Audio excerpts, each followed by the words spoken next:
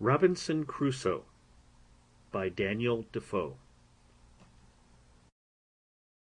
20. Fight between Friday and a bear.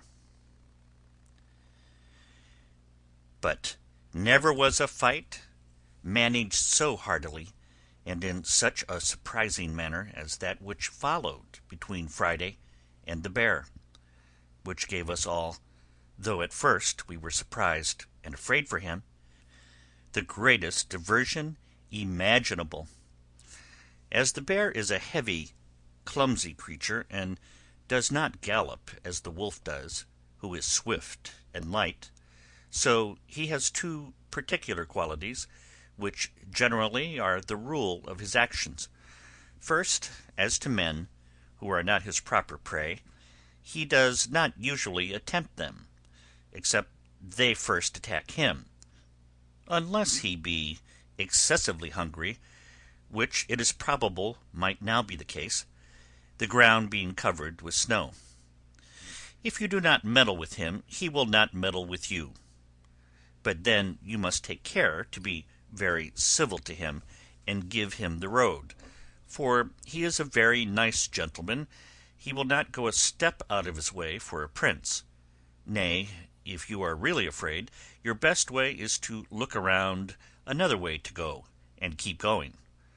For sometimes if you stop and stand still, and look steadfastly at him, he takes it for an affront. But if you throw or toss anything at him, though it were but a stick as big as your finger, he thinks himself abused, and sets all other business aside to pursue his revenge, and will have his satisfaction in point of honour. That is his first quality. The next is, if he be once affronted, he will never leave you, night or day, till he has his revenge, but follows at a good round rate till he overtakes you. My man Friday had delivered our guide, and when we came up to him, he was helping him off his horse, for the man was both hurt and frightened, when on a sudden we espied the bear come out of the wood, and a monstrous one it was, the biggest by far that ever I saw. We were all a little surprised when we saw him, but when Friday saw him, it was easy to see joy and courage in the fellow's countenance. "Oh, oh, oh!" says Friday 3 times, pointing to him. "Oh, master, you give me to leave, me shaky the hand with him, me makee you good laugh." I was surprised to see the fellow so well pleased. "You fool," says I, "he will eat you up." "Eating me up," says Friday twice over again. "Me eaty him up, me makee you good laugh. You all stay here, me show you good laugh." So down he sits, and gets off his boots in a moment, and puts on a pair of pumps, as we call the flat shoes they wear, and which he had in his pocket, gives my other servant his horse, and with his gun away he flew, swift like the wind. The bear was walking softly on, and offered to meddle with nobody, till Friday, coming pretty near, calls to him, as if the bear could understand him. "Hark ye, says Friday, "me speaky with you." He followed at a distance, for now being down on the Gascony side of the mountains, we were entered a vast forest, where there was country, plain and pretty open, though it had many trees in it scattered here and there. Friday, who had, as we say, the heels of the bear, came up with him quickly, and took up a great stone, and threw it at him, and hit him just on the head, but did him no more harm than if he had thrown it against a wall. But it answered Friday's end, for the rogue was so void of fear that he did it purely to make the bear follow him, and show us some laugh, as he called it. As soon as the bear felt the blow, and saw him, he turns about and comes after him, taking very long strides, and shuffling on a strange rate, so as he would have put a horse to a middling gallop. Away reins Friday, and takes his course as if he ran towards us for help. So we all resolved to fire at once upon the bear, and deliver my man, though I was angry at him for bringing the bear back upon us, when he was going about his own business another way. And especially I was angry that he had turned the bear upon us, and then ran away, and I called out, "You dog, is this making us laugh? Come away and take your horse, that we may shoot the creature." He heard me, and cried out, "No shoot! No shoot! Stand still, and you get much laugh." And as the nimble creature ran 2 feet for the bear's 1, he turned on a sudden on one side of us, and seeing a great oak tree fit for his purpose, he beckoned us to follow, and doubling his pace, he got nimbly up the tree, laying his gun down upon the ground at about 5 or 6 yards from the bottom of the tree. The bear soon came to the tree, and we followed at a distance. The first thing he did, he stopped at the gun, smelt at it, but let it lie, and up he scrambles into the tree, climbing like a cat, though so monstrous heavy. I was amazed at the folly, as I thought it, of my man, and could not for my life see anything specially to laugh at, till seeing the bear get up the tree, we all rode near to him. When we came to the tree, there was Friday, got out on the small end of a large branch, and the bear got out about half-way to him, and as soon as the bear got out to that part where the limb of the tree was weaker, "Ha!" says he to us, "now you see me teach ye the bear dance." So he began jumping and shaking the bough, at which the bear began to totter, but stood still, and began to look behind him to see how he should get back. Then, indeed, we did laugh heartily. But Friday had not done with him by a great deal. When seeing him stand still, he called out to him again, and as if he had supposed the bear could speak English, "What, you come no farther? Pray you come farther." So he left jumping and shaking the tree, and the bear, just as if he understood what he said, did come a little farther. Then he began jumping again, and the bear stopped again. We thought now was a good time to knock him in the head, and called to Friday to stand still, and we would shoot the bear. But he cried out earnestly, oh, pray, no shoot, me shoot by and then." He would have said by and by. However, to shorten the story, Friday danced so much and the bear stood so ticklish that we had laughing enough, but still could not imagine what the fellow would do. For first we thought he depended upon shaking the bear off, and we found the bear was too cunning for that too, for he would not go out far enough to be thrown down, but clung fast with his great broad claws and feet, so that we could not imagine what would be the end of it, and what the jest of it would be at last. But Friday put us out of doubt quickly, for seeing the bear cling fast to the bough, and that he would not be persuaded to come any farther, "Well, well," says Friday, "you come no farther, me go. You no come to me, me come to you." And upon this he went out to the smaller end, where it would bend with his weight, and gently let himself down by it, sliding down the bough till he came near enough to jump down on his feet, and away he ran to his gun, took it up, and stood still. "Well," said I to Friday, "what will you do now?" "Why don't you shoot him?" "No shoot," says Friday, "no yet. Me shoot now, me no kill. Me stay, give you one more laugh." And indeed so he did, for when the bear saw his enemy gone, he came back from the bough where he stood, but did it very cautiously, looking behind him every step, and coming backward till he got on to the body of the tree. Then with the same hinder end foremost, he came down the tree, grasping it with his claws, and moving 1 foot at a time, very leisurely. At this juncture, and just before he could set his hind foot on the ground, Friday stepped up close to him, clapped the muzzle of his piece into his ear, and shot him dead. Then the rogue turned about to see if we did not laugh, and when he saw we were pleased by our looks, he began to laugh very loud. "So we kill bear in my country," says Friday. "So you kill them?" says I. "Why, you have no guns." "No," says he, "no gun, but shoot great, much long arrow." This was a good diversion to us, but we were still in a wild place, and our guide very much hurt, and what to do we hardly knew. The howling of wolves ran much in my head, and indeed, except the noise I once heard on the shore of Africa, of which I have said something already, I never heard anything that filled me with such horror. These things, and the approach of night, called us off, or else, as Friday would have had us, we would certainly have taken the skin of this monstrous creature off, which was worth saving.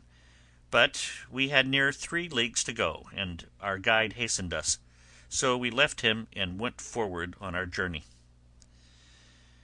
The ground was still covered with snow, though not so deep and dangerous as on the mountains, and the ravenous creatures, as we heard afterwards, were come down into the plain country, pressed by hunger, to seek for food, and had done a great deal of mischief in the villages, where they surprised the country people, killed a great many of their sheep and horses, and some people too.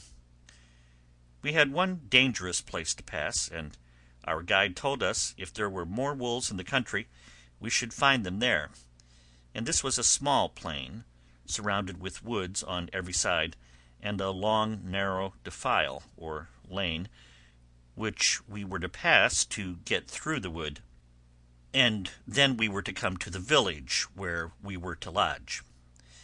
It was within half an hour of sunset when we entered the wood, and a little after sunset when we came into the plain.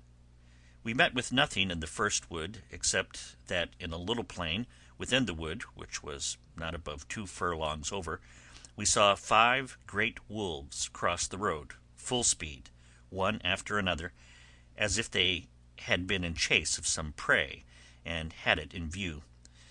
They took no notice of us, and were gone quite out of sight in a few moments. Upon this, our guide, who, by the way, was but a faint-hearted fellow, bid us keep in a ready posture, for he believed there were more wolves a-coming. We kept our arms ready and our eyes about us, but we saw no more wolves till we came through that wood, which was near half a league, and entered the plain. As soon as we came into the plain, we had occasion enough to look about us. The first object we met was with a dead horse, that is to say, a poor horse which the wolves had killed, and at least a dozen of them at work, we could not say eating him, but picking his bones rather, for they had eaten up all the flesh before. We did not think fit to disturb them at their feast, neither did they take much notice of us. Friday would have let fly at them, but I would not suffer him by any means, for I found we were like to have more business upon our hands than we were aware of. We had not gone half over the plain when we began to hear the wolves howl in the wood on our left in a frightful manner, and presently, after we saw about 100 coming on directly towards us, all in a body, and most of them in a line, as regularly as an army drawn up by experienced officers. I scarce knew in what manner to receive them, but found to draw ourselves in a close line was the only way, so we formed in a moment.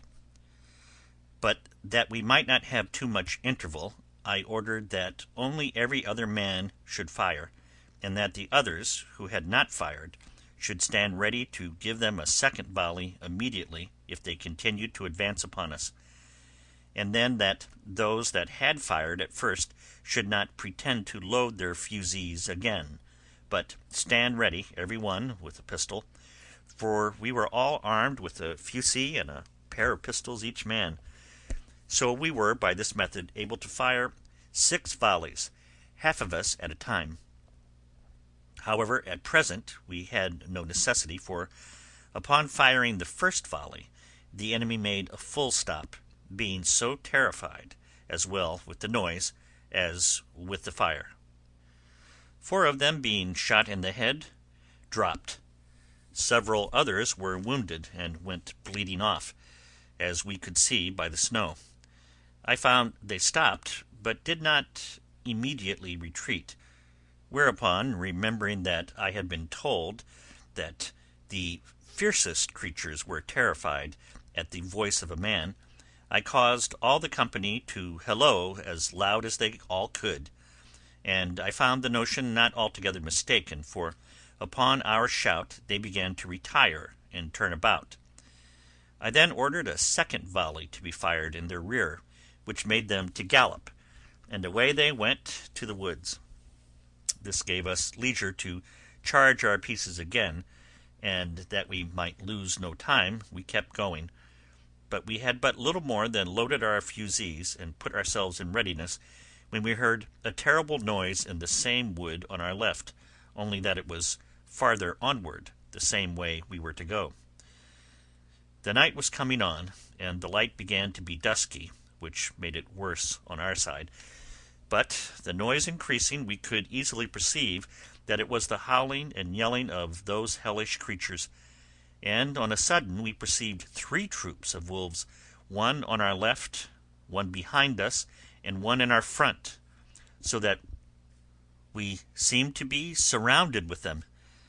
However, as they did not fall upon us, we kept our way forward as fast as we could make our horses go, which, the way being very rough, was only a good hard trot. In this manner we came in view of the entrance of a wood, through which we were to pass at the farther side of the plain, but we were greatly surprised when, coming near the lane or pass, we saw a confused number of wolves standing just at the entrance.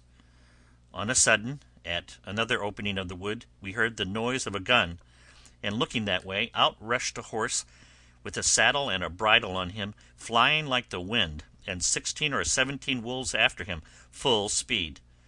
The horse had the advantage of them, but as we supposed that he could not hold it at that rate, we doubted not but that they would get up with him at last. No question but they did. And here we had a most horrible sight, for riding up to the entrance where the horse came out, we found the carcasses of another horse and of 2 men, devoured by the ravenous creatures, and one of the men was no doubt the same whom we heard fire the gun, for there lay a gun just by him, fired off. But as to the man, his head and the upper part of his body was eaten up. This filled us with horror, and we knew not what course to take. But the creatures resolved us soon, for they gathered about us presently in hopes of prey, and I verily believe there were 300 of them. It happened, very much to our advantage, that at the entrance into the wood, but a little way from it, there lay some large timber trees, which had been cut down the summer before, and I suppose lay there for a carriage. I drew my little troop in among those trees, and placing ourselves in a line behind one long tree, I advised them all to alight and keep that tree before us for a breastwork, to stand in a triangle, or 3 fronts, enclosing our horses in the centre. We did so, and it was well we did, for never was a more furious charge than the creatures made upon us in this place. They came on with a growling kind of noise, and mounted the piece of timber, which, as I said, was our breastwork, as if they were only rushing upon their prey, and this fury of theirs, it seems, was principally occasioned by their seeing our horses behind us. I ordered our men to fire as before, every other man, and they took their aim so sure that they killed several of the wolves at the first volley, but there was a necessity to keep a continual firing, for they came on like devils, those behind pushing on those before. When we fired a second volley of our fusees, we thought they stopped a little, and I hoped they would have gone off, but it was but a moment, for others came forward again, so we fired 2 volleys of our pistols, and I believe in these 4 firings we had killed 17 or 18 of them, and lamed twice as many, yet they came on again. I was loath to spend our shot too hastily, so I called my servant, not my man Friday, for he was better employed, for with the greatest dexterity imaginable he had charged my fusee and his own while we were engaged, but, as I said, I called my other man, and giving him a horn of powder, I had him lay a trail all along the piece of timber, and let it be a large train. He did so, and had but just time to get away when the wolves came up to it, and some got upon it, when I, snapping an uncharged pistol close to the powder, set it on fire. Those that were upon the timber were scorched with it, and 6 or 7 of them fell, or rather jumped in among us with the force and fright of the fire. We dispatched these in an instant, and the rest were so frightened with the light, which the night, it was now nearly dark, made more terrible, that they drew back a little, upon which I ordered our last pistols to be fired off in 1 volley, and after that we gave a shout.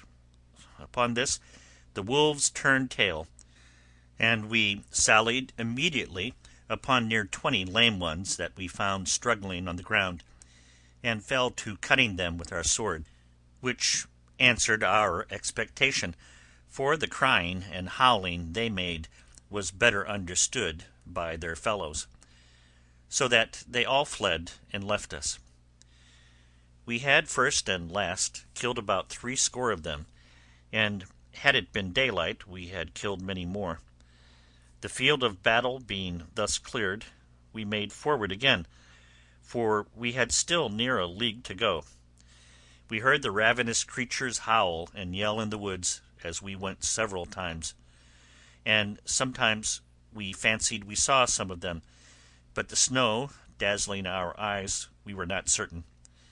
In about an hour more we came to the town where we were to lodge, which we found in a terrible fright and all in arms, for, it seems, the night before the wolves and some bears had broken into the village, and put them in such terror that they were obliged to keep guard night and day, but especially in the night, to preserve their cattle, and indeed their people.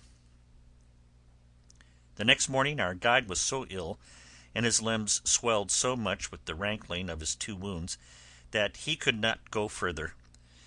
So we were obliged to take a new guide here, and go to Toulouse, where we found a warm climate, a fruitful, pleasant country, and no snow, no wolves, nor anything like them. But when we told our story at Toulouse, they told us it was nothing but what was ordinary in the great forest at the foot of the mountains, especially when the snow lay on the ground. But they inquired much what kind of guide we had got, who would venture to bring us that way in such a severe season. He told us it was surprising we were not all devoured. When we told them how we placed ourselves and the horses in the middle, they blamed us exceedingly, and told us it was 50 to 1, but we had all been destroyed, for it was the sight of the horses which made the wolves so furious, seeing their prey, and that at other times they were really afraid of a gun, but being excessively hungry and raging on that account, the eagerness to come at the horses had made them senseless of danger, and that if we had not by the continual fire, and at last by the stratagem of the train of powder, mastered them, it had been great odds but that we had been torn to pieces. Whereas had we been content to have sat still on horseback, and fired as horsemen, they would not have taken the horses so much for their own, when men were on their backs, as otherwise. And withal they told us that at last, if we had stood all together and left our horses, they would have been so eager to have devoured them that we might have come off safe, especially having our firearms in our hands, being so many in number. For my part, I never was so sensible of danger in my life, for seeing above 300 devils come roaring and open-mouthed to devour us, and having nothing to shelter us or to retreat to, I gave myself over for lost, and as it was, I believe I shall never care to cross those mountains again. I think I would much rather go 1,000 leagues by sea, though I was sure to meet with a storm once a week. I have nothing uncommon to take notice of in my passage through France, nothing but what other travellers have given an account of with much more advantage than I can. I travelled from Toulouse to Paris, and without any considerable stay came to Calais, and landed safe at Dover the 14th of January, after having had a severe cold season to travel in. I was now come to the centre of my travels, and had in a little time all my newly discovered estate safe about me, the bills of exchange which I brought with me having been currently paid. My principal guide and privy counsellor was my good ancient widow, who, in gratitude for the money I had sent her, thought no pains too much nor care too great to employ for me, and I trusted her so entirely that I was perfectly easy as to the security of my effects; and indeed I was very happy from the beginning, and now to the end, in the unspotted integrity of this good gentlewoman. And now, having resolved to dispose of my plantation in the Brazils, I wrote to my old friend at Lisbon, who, having offered it to the 2 merchants, the survivors of my trustees, who lived in the Brazils, they accepted the offer, and remitted 33,000 pieces of 8 to a correspondent of theirs at Lisbon to pay for it. In return I signed the instrument of sale in the form which they sent from Lisbon, and sent it to my old man, who sent me the bills of exchange for 32,800 pieces of 8 for the estate, reserving the payment of 100 moidores a year to him, the old man, during his life, and 50 moidores afterwards to his son for his life, which I had promised them, and which the plantation was to make good as a rent charge. And thus I have given the first part of a life of fortune and adventure, a life of Providence's checker-work, and of a variety which the world will seldom be able to show the like of, beginning foolishly, but closing much more happily than any part of it ever gave me leave so much as to hope for. Any one would think that in this state of complicated good fortune I was past running any more hazards, and so indeed I had been, if other circumstances had occurred, but I was inured to a wandering life, had no family nor many relations, nor, however rich, had I contracted fresh acquaintance, and though I had sold my estate in the Brazils, yet I could not keep that country out of my head, and had a great mind to be upon the wing again. Especially I could not resist the strong inclination I had to see my island, and to know if the poor Spaniards were in being there. My true friend, the widow, earnestly dissuaded me from it, and so far prevailed with me that for almost 7 years she prevented my running abroad, during which time I took my 2 nephews, the children of one of my brothers, into my care. The eldest, having something of his own, I bred up as a gentleman, and gave him a settlement of some addition to his estate after my decease. The other I placed with the captain of a ship, and after 5 years, finding him a sensible, bold, enterprising young fellow, I put him into a good ship and sent him to sea. And this young fellow afterwards drew me in, as old as I was, to further adventures myself.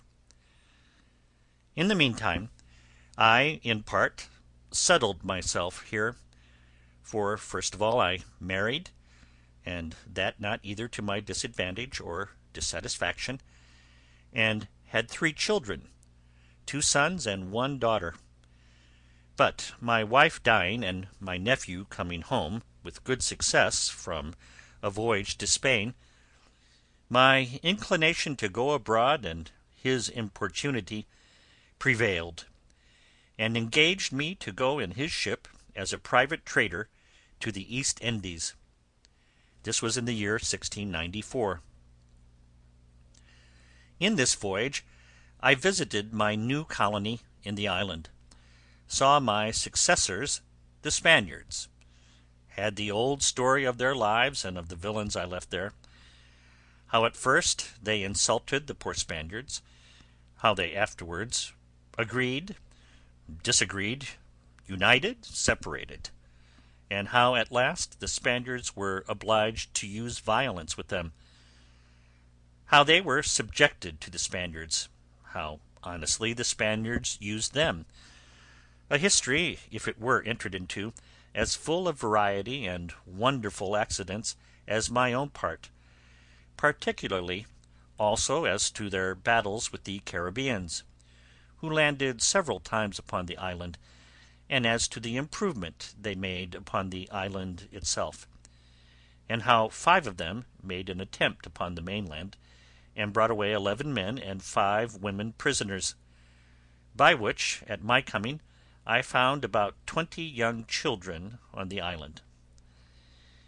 Here I stayed about 20 days, left them supplies of all necessary things, and particularly of arms, powder, shot, clothes, tools, and 2 workmen, which I brought for them from England, that is, a carpenter and a smith. Besides this, I shared the land into parts with them, reserved to myself the property of the whole, but gave them such parts respectively as they agreed upon, and having settled all things with them, and engaged them not to leave the place, I left them there. From thence I touched at the Brazils, from whence I sent a bark, which I bought there, with more people to the island, and in it, besides other supplies, I sent 7 women, being such as I found proper for service, or for wives to such as would take them. As to the Englishmen, I promised to send them some women from England, with a good cargo of necessaries, if they would apply themselves to planting, which I afterwards could not perform. The fellows proved very honest and diligent after they were mastered and had their properties set apart for them. I sent them also from the Brazils 5 cows, 3 of them being big with calf, some sheep, and some hogs, which when I came again were considerably increased. But all these things, with an account of how 300 Caribbees came and invaded them, and ruined their plantations, and how they fought with that whole number twice, and were at first defeated, and one of them killed, but at last, a storm destroying their enemies' canoes, they famished, or destroyed almost all the rest, and renewed and recovered the possession of their plantation, and still lived upon the island. All these things, with some very surprising incidents in some new adventures of my own, for 10 years more, I shall give a farther account in the second part of my story.